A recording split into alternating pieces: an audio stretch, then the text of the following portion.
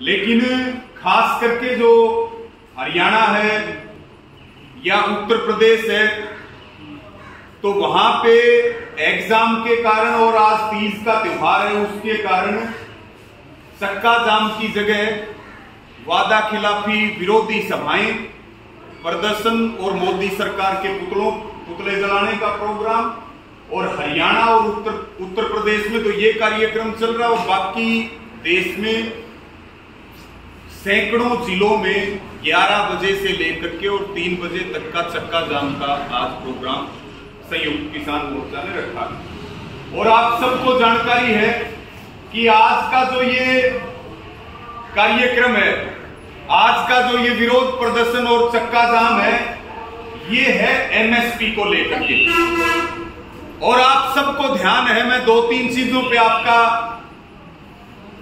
ध्यान दिलाना चाहूंगा कि जिस समय दिल्ली से आंदोलन स्थगित हुआ, और वो चिट्ठी आज भी आपके फोनों में है, जिस चिट्ठी के अंदर केंद्र सरकार ने किसानों से वादा किया था कि देश के किसानों को एमएसपी कैसे मिले, इसके ऊपर हम एक कमेटी का गठन करेंगे।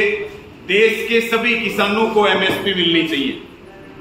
3 जुलाई की मीटिंग में यह भी फैसला हुआ कि जब तक सरकार ये नहीं बता देगी कि कमेटी की ताकत क्या है और कमेटी एमएसपी के लिए कानून बना सकती है या नहीं बना सकती है, तो हम कमेटी में तब तक शामिल नहीं होंगे। हम 3 नाम कमेटी के नहीं देंगे।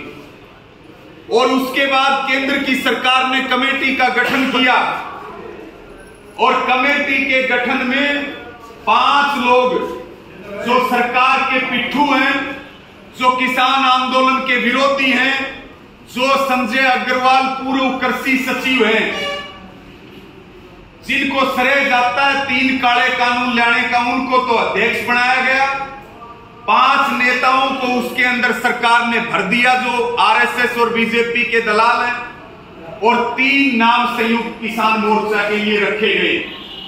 और आप सबको यह भी जानकारी है कि केंद्रीय कृषि मंत्री नरेंद्र तोमर ने लोकसभा में बयान दिया, और उस कमेटी के नोटिफिकेशन में लिखा हुआ नाम है एमएसपी कमेटी, लेकिन एमएसपी गारंटी कानून बनाने के लिए वो कमेटी जिक्र तक भी नहीं करेगी। उस कमेटी का कोई एजेंडा नहीं है कि वो एमएसपी के ऊपर बातचीत करेगी, और नाम एमएसपी का दिया गया।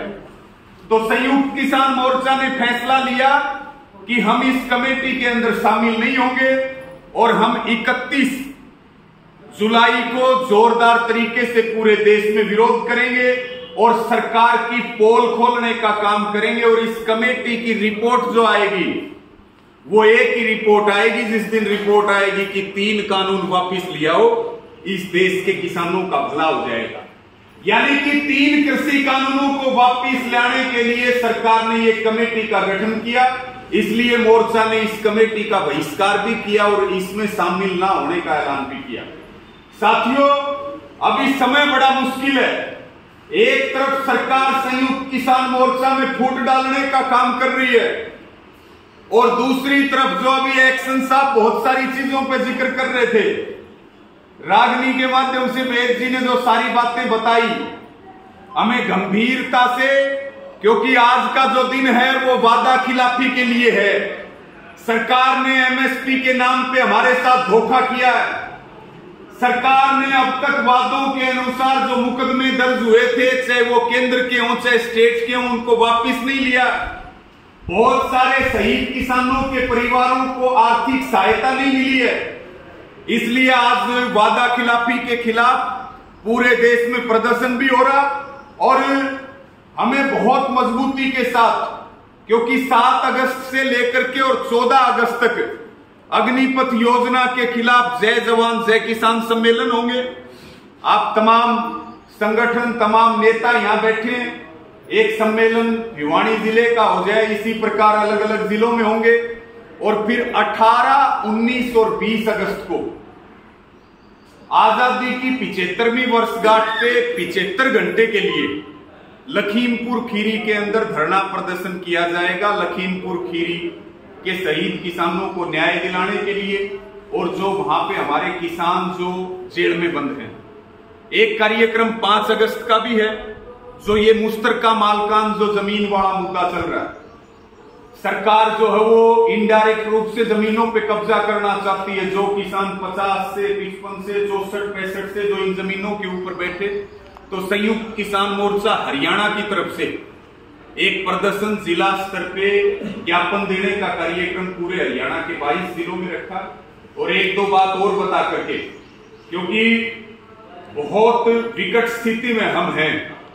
जब नरेंद्र मोदी देश के प्रधानमंत्री बने, उस समय हमारे ऊपर जो विदेशी कर्ज था वो लगभग 58 से 59 लाख करोड़ रुपए था। और 8 साल बाद विदेशी कर्ज बढ़ के 139 करोड़ रुपए 139 लाख करोड़ रुपए हो चुका है।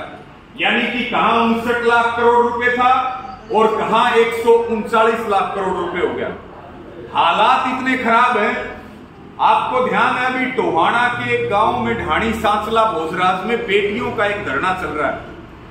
और धरना चल रहा है कि भाई 10वीं के स्कूल को 12वीं में अपग्रेड कर दो, क्योंकि हमें 9 किलोमीटर जाना पड़ता है टोहाना, और रास्ते में 3 ठेके आते हैं, कोई सरकारी बस नहीं जाती। वहां हमारी 4 बेटियां अनशन के ऊपर बैठी, और वहां पे पंचायती मंत्री और उस हल्के का विधायक देवेंद्र बबली भी आया।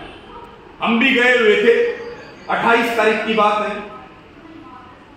वो देवेंद्र बबली धरने पर आकर के बोलता है कि सारे नॉर्म्स पूरे कर लो और उसके बाद चंडीगढ़ आ जाना, और चंडीगढ़ में तुम्हारा स्कूल अपग्रेड करवा दूंगा। जनता अपने नौकर चुनती है। एमएलए एमपी हम इसलिए चुनते हैं कि जनता काम नहीं कर सकती, और बाकायदा हम अपने टैक्स से उनको पैसा देते हैं। चंडीगढ़ और दिल्ली का काम उनका है, जनता का नहीं है। वहां बेटियों ने उस विधायक से माइक भी छीन लिया। और बड़ी गजब की बात यह है कि 10वीं की बहनों ने एक पंचायत मंत्री को उसी के विधानसभा में उसकी औकात बताने का काम किया कि स्कूल तो अपग्रेड करवाएंगे, चाहे कितनी भी ताकत लगे, सरकार को झुकना पड़ेगा। इसी प्रकार से अखबार में फोटो, वहां 2 बहनों की तो तबीयत भी खराब हो गई थी, एक्शन साहब आज भी आई हुई है। वहां सांसद सुनीता दुग्गल भी गई। अभी भारत सरकार ने एक समझौता किया, हमें समझौतों की जानकारी नहीं मिलती, उसका नाम दिया I2U2। और वो समझौता है जो अरब की कंट्रीज हैं, इजराइल है और जो भारत है, उनके साथ समझौता हुआ है कि पूरे देश में जो अरब की कंट्रीज हैं वो इजराइल की कंपनियों के माध्यम से पूरे देश में फूड पार्क बनाएंगी। कहीं ज्यादा मीडिया में इसका चर्चा नहीं हुआ, कहीं अखबारों में भी इसके बारे में नहीं आई।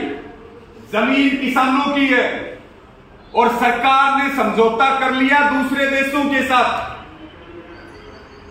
कि किसानों की जमीन हम आपको लेकर के देंगे। यानी कि इनडायरेक्ट रूप से किसानों की जमीन के ऊपर विदेशी कब्जे की तैयारी है।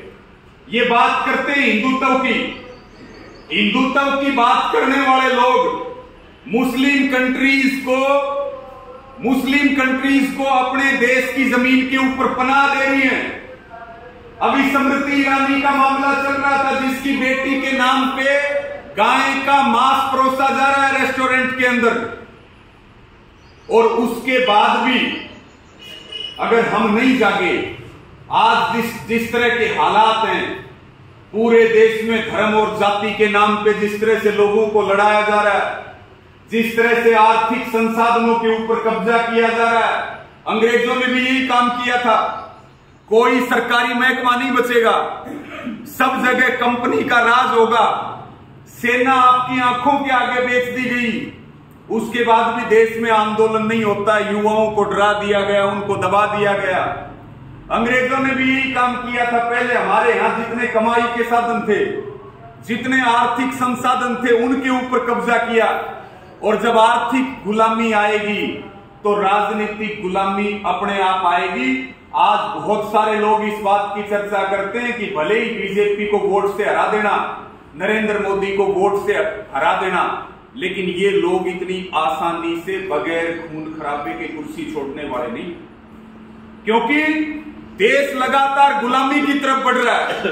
तो केवल और केवल एक उम्मीद है संयुक्त किसान मोर्चा, केवल एक उम्मीद है कि किसान आंदोलन, अगर हम सब हर रोज धीरे धीरे जागरूकता लेकर के आए, हमने अपने संगठन और अपने परिवार को मजबूत किया, तो जो सरकार, आप देखिए कि 3 कृषि कानून वापिस होना आपकी कितनी बड़ी ताकत है। कोई सोच भी नहीं सकता था कि भाई मोदी सरकार झुक जाएगी।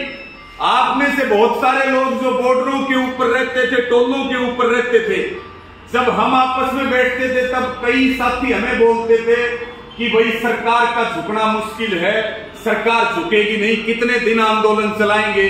लेकिन आप सबका एक ही जज्बा था कि बिल वापसी नहीं तो घर वापसी नहीं। इसी प्रकार से हमें एमएसपी के कानून के लिए, हमें निजीकरण के खिलाफ, हमें कंपनी राज के खिलाफ, हमें अग्निपथ योजना के खिलाफ, और हमें जो है हर एक मुद्दे पर एक होकर के लड़ना पड़ेगा। और जब जब हम एक होते हैं, देखिए एक अंतिम बात कह के मैं अपनी बात पूरी करूंगा, किसान कभी सीधी लड़ाई में नहीं आता, हम हारते हैं हमेशा गद्दारी में। सीधी लड़ाई 3 कृषि कानूनों के खिलाफ आपने लड़ी, आप जीते। इसी प्रकार से जब जब हम सीधी लड़ाई सरकार के साथ लड़ेंगे, एक होकर के लड़ेंगे, चाहे वो किसी भी पार्टी का शासन रहा हो, किसान ना पहले कभी हारा है, ना आज हारेगा और ना भविष्य में कभी हारेगा। मेरी सबको प्रार्थना है हाथ जोड़ करके कि अपने काम को भी करते रहें और अपने काम के साथ साथ अपने संगठन को मजबूत करो, अपने परिवार को मजबूत करो, अपने बच्चों को अच्छी शिक्षा दो, अपने बच्चों को अच्छे संस्कार दो, पर्यावरण को बचाने के लिए काम करो। सेवा के जितने हम काम कर सकते हैं, सबसे अच्छा दान है गरीब बच्चों को अगर हम शिक्षा दे पाए, अगर हम गरीब बच्चों को शिक्षा में किसी प्रकार की कोई मदद कर पाए, तो फिर जो हमें प्रकृति का भी आशीर्वाद मिलेगा। और शिक्षा जब किसानों के परिवारों में आएगी, उनके बच्चे पढ़े लिखेंगे, तो हम निश्चित तौर पे आगे बढ़ेंगे। आप सबने मेरी बात सुनी, सबका बहुत बहुत धन्यवाद।